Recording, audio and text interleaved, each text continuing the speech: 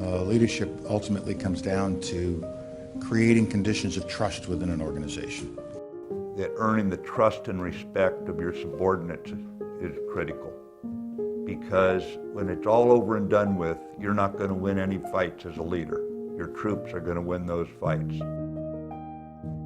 You must be able to motivate the people around you in order to achieve the goals which you set out to achieve.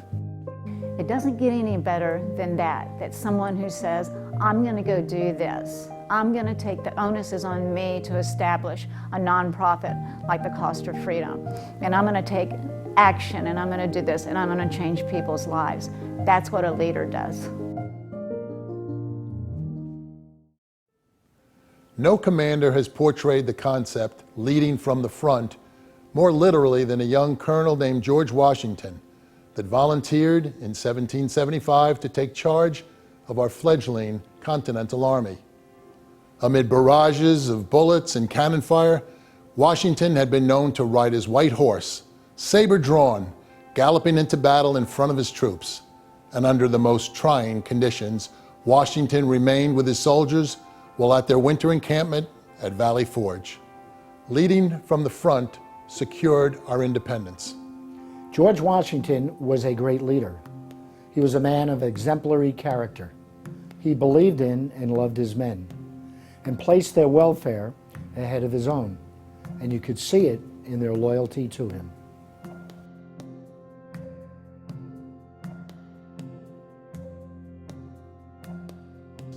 During World War II, U.S. forces had a leader named George Patton, hailed as America's fightingest general as a result of his unusual antics, strategic mind, and being amid his troops during times of peril.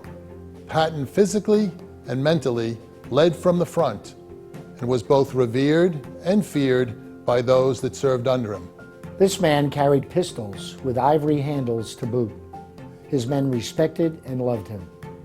He was passionate about everything he did, including wanting to win the big war.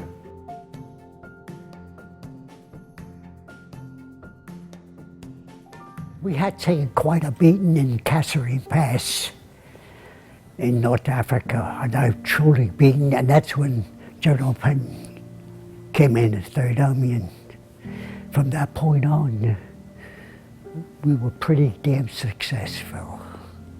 And I thought every one of his moves were good. Of course, I was just a PFC. Who am I? But that's how I felt. History is very important because I had a chance to go to Officers Candidate School, and I didn't realize that you have to read. And Patton brings that up in the movie Patton. Amo, you magnificent bastard, I read your book!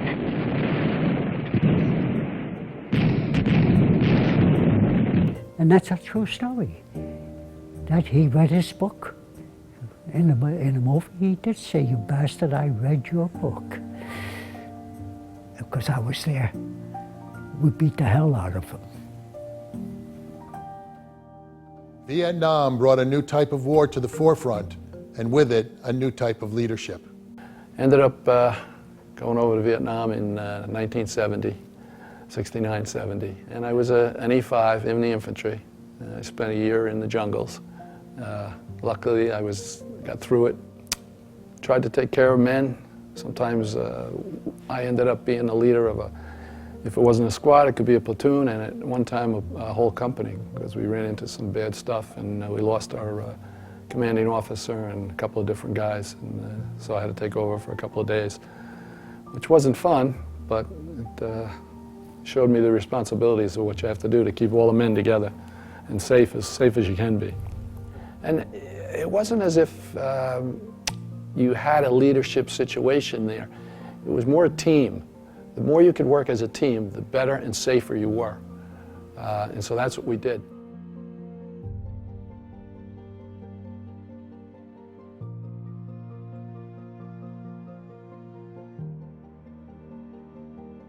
General Powell was a professional soldier for 35 years. rising to the rank of 4-star general and chairman of the Joint Chiefs of Staff. Later, he served as our 65th Secretary of State. As a military strategist, his approach to military conflicts was to maximize the potential for success and minimize casualties. During Operation Desert Storm in 1991, in which I participated, his approach utilized overwhelming force, commonly called the Powell Doctrine. Anytime a true crisis arrives and people must pick the leader from their peers, they always pick their leader based upon the character of their leader. Schwarzkopf was a great general. He understood why military leadership is so demanding. We are asking people to do some things that they instinctively would not do, including risking their own lives. And we ask them to do it willingly. Today, leading from the front takes on a different connotation, much as each war we've faced required the utilization of different military strategies. Leading from the front does not require one to be physically put in harm's way, and great leaders are not born that way. They're made. Leadership is learned, grown, and developed through harvesting lessons we learned from our predecessors. And then the battalion got a new commander. His name was Colonel Bowlby. And I'll never forget the guy. He had a battalion formation, and he said, "Okay, gentlemen, we're going to change a few things here because I need to prepare you for what you may have to do in the future. You have to have unit cohesion. You have to be physically fit." He said, "So every morning, we're going to do a 10-kilometer run, and I will lead you." I said, "All right." So we had the whole battalion, every morning, this was 4 days a week they did it, would do a 10-kilometer run before you went off to your duty. And I said, well, that's a pretty savvy thing to do. But the effect of it was long-lasting. It created a cohesion in the unit. It made people feel a sense of pride in being airborne again and doing something worthwhile before you even started your day. And to me, that was a pretty impressive thing for a man who didn't have to do that at all, that he did.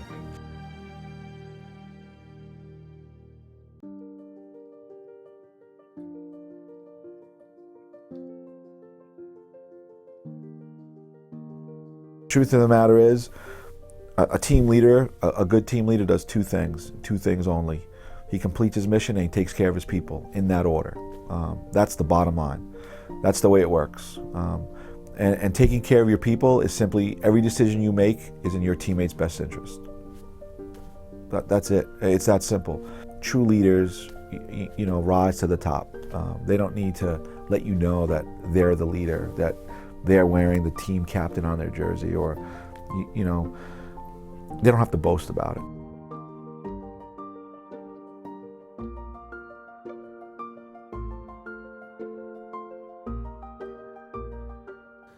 And one day, my father left a little note on my desk, and it said, "Live for today. Yesterday is gone, and tomorrow may never come." And that helped me. That helped me tremendously. And I only thought about today.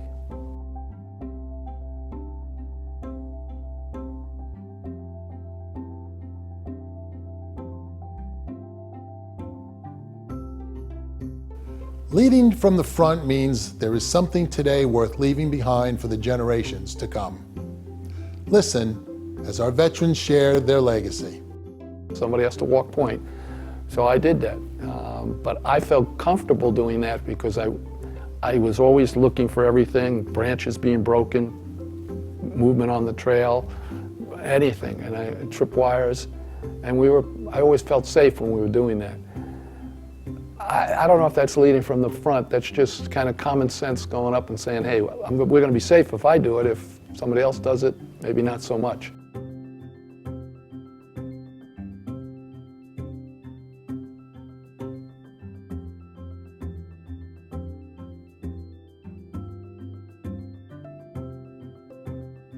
When the war was about to begin, there was actual projections about how many people would die, how many people would die if they were going to use nerve agents, and it was scary. You know, 1 out of 2, 1 out of 3 personnel were going to take casualties in terms of death during the attack. But the reason that Pagonis was a good leader, he said that despite what we're going to face, we are better trained, we are better both mentally and physically, and that we'll be able to withstand whatever attacks they have, and that we'll be able to be successful in battle.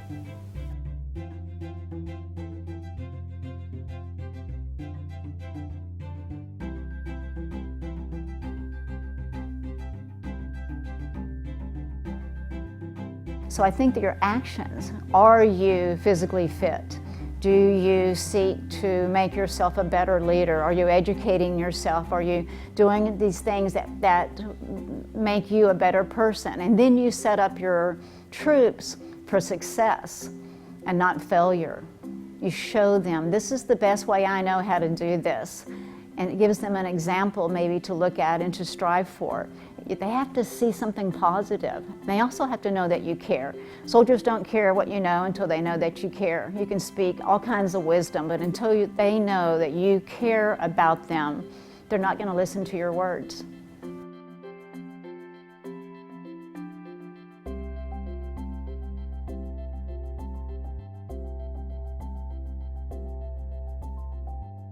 From what I've been told, I'm the first double amputee to become a police officer in the United States, and I've done a lot of research and I found other guys to be single below the knees or guys who got hurt on the job. But recently in the past year, I've had 2 of my fellow colleagues who were in the Marine Corps with me reach out to me and say, hey man, I think I can do it. I could be a police officer, and I have you to thank for setting the example and from leading from the front, you know, to never give up, you know, to never stop following your dreams, and to keep pushing forward. So I always tell the guys, listen, if I could do it, you can do it. It's just really putting your mind to it. That's one thing the service teaches you. Don't give up. Historical narratives offer us stories of courage, leadership, and wisdom. Washington, Patton, Schwarzkopf, Powell. Many veterans have been exposed to an adverse environment that taught them about honor, sacrifice, loyalty, and duty. Albarella, Ferreira, Reynolds, Wojcik, Kavanaugh.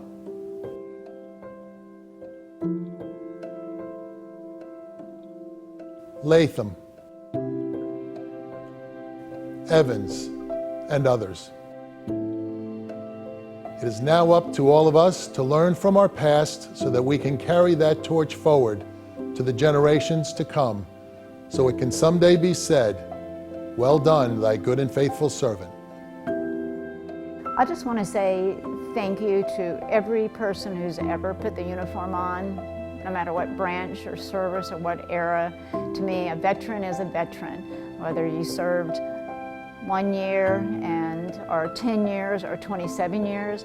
It doesn't matter whether you were in combat or that you weren't. We needed everybody to do their job. And I also want to say thank you to the family members who stood by their veteran while they performed these difficult duties, being far away, missing lots of important dates.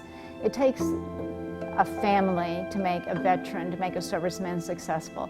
So I just want to say thank you to both the veteran and their families.